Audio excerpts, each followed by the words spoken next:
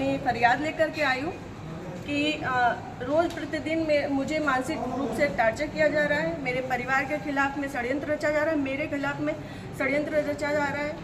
और ये षड्यंत्र के सूत्रधार जो है वो आदरणीय हमारे पूर्व सांसद सुब्रत पाठक जी, जिन्होंने हमारे गेस्ट हाउस को लेकर के हमें ये कहा कि हम भू माफिया हैं। मैं आप सब लोगों को ये बात को अवगत करा देती हूँ कि हमारी जितनी भी ज़मीनें हैं 35-40 बीघे से ज़्यादा ज़मीन नहीं, और जिसमें हम मेरे खुद के नाम पे सिर्फ 3 बीघे ज़मीन है, और 3 बीघे ज़मीन वाली महिला कैसे भू माफिया हो सकती है। और 35-40 बीघे की ज़मीन में हम मेरे ससुर साहब, मेरी सासू माँ, मेरे हस्बैंड और मेरे देवर देवरानी 6 लोग आते हैं। इतनी सी ज़मीन में कैसे लोग भू माफिया हो जाते हैं। जो ये बड़ा उससे कह रहे हैं कि चपुन्ना के भू माफिया। और रही बात मेरे गेस्ट हाउस की, राधा रानी गेस्ट हाउस की, तो आज इन्हें ये पर लग रहा है कि वो हमने सरकारी भूमि में बनाया है, अवैध ज़मीन पे कब्जा किया है। तब क्यों नहीं लग रहा था जब 5 साल से उसी में दावतें खा रहे थे, भारतीय जनता पार्टी की मीटिंगें कर रहे थे, हमारा पैसा खर्च करवा रहे थे, रोज मीटिंगें हो रही थी, तब क्यों नहीं ये आपको लग रहा था। आप पूर्व सांसद के ऊपर एक आरोप लगा रहे हैं। बिल्कुल, आप भी बीजेपी के कार्यकर्ता। मैं बीजेपी की कार्यकर्ता हूँ और बीजेपी में ही काम करती हूँ शुरू से लेके लास्ट तक, जब तक मेरा जीवन मुझे अलाउ करेगा, जब तक ये कन्नौज के नेता मुझे सहर्ष भारतीय जनता पार्टी में रहने देंगे, तब तक मैं भारतीय जनता पार्टी की ही सदस्य हूँ। पार्टी में आपने इसकी उच्च पद पे लोगों से शिकायत की है? मैंने ये इस विषय के बारे में यहाँ से लेके प्रदेश अध्यक्ष तक को सबको सारी बातें पता है, और आज से नहीं पता है, ये पिछले 2 सालों से पता है।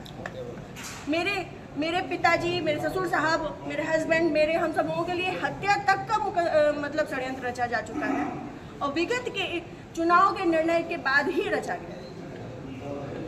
पिछली 4 जून को रिजल्ट आया है, पिछली 3 जून को ये हमारे गांव गए थे।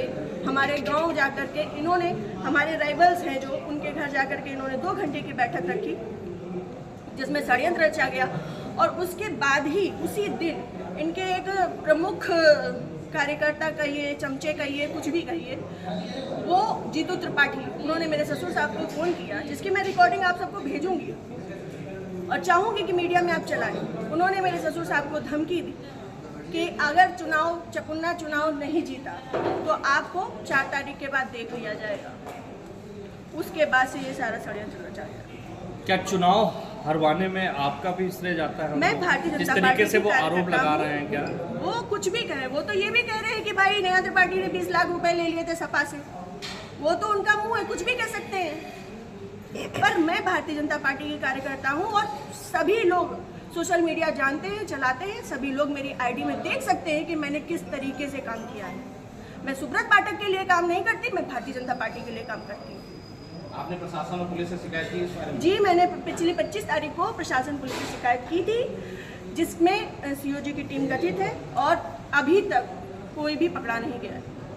क्या मानती है पुलिस, प्रशासन और पुलिस दोनों लापरवाही कर रहे हैं? संभवतः हो सकता है, क्योंकि जिस हिसाब से अब दिन बीतते जा रहे हैं तो मेरा भी सब्र का पैमाना टूटता जा रहा है, और मुझे, मेरे परिवार को बहुत ज़्यादा खतरा है इन लोगों से जो हमारे दुश्मन हैं। चूँकि सुब्रत पाठक जी ने, हमारे जो राइवल्स हैं, सभी आजीवन कारावास के मुजरिम हैं। सभी आजीवन कारावास के मुजरिम हैं। मैंने इसमें लिख के भी दिया है, संदीप तिवारी, प्रदीप तिवारी, मनोज अग्निहोत्री, ये बलात्कारी केस के और आजीवन कारावास, गैंगस्टर, इन पे सब तरीके की धाराएं लग चुकी हैं इनमें, ऐसे लोगों के साथ में। और जिसको इन्होंने हम लोगों की सुपारी दी है, अखिलेश यादव उर्फ छक्की, वो इनके, हाँ, यहाँ ठटिया का ही निवासी है, गांव झहुआ है उसका। वो इन लोगों के साथ में, सुब्रत पाठक के साथ में भी जेल में रहा है, और इन लोगों के साथ में भी जेल में रहा है, और अभी फरार है। और इन लोगों की मोटरसाइकिल भी उनके पास है, अभी तक वो भी बरामद नहीं हुई